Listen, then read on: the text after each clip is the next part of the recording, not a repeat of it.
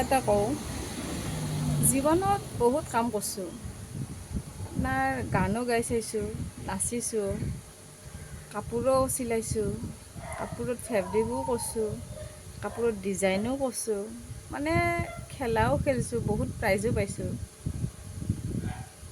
ক'তো ছাকচেছ হ'ব নাপালোঁ, কিন্তু কোনোদিন দকনি হ'ম বুলি ভবা নাছিলোঁ।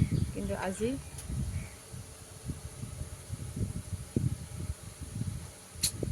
দোকানী এটা হ'লোঁ। ইমান খুচো নহয়, ইমান দুখো নহয়।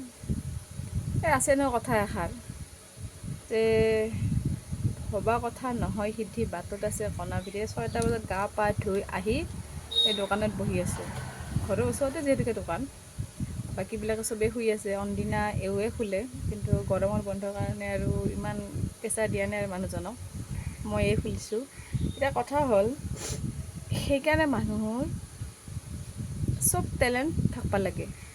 অকল যে এটা কামে কৰিম বুলি ভাবিব নালাগে, চব কামে কৰিব লাগে। কাৰণ কোনটো কামত সফলতা লাভ কৰে কোনো গম নাপায়।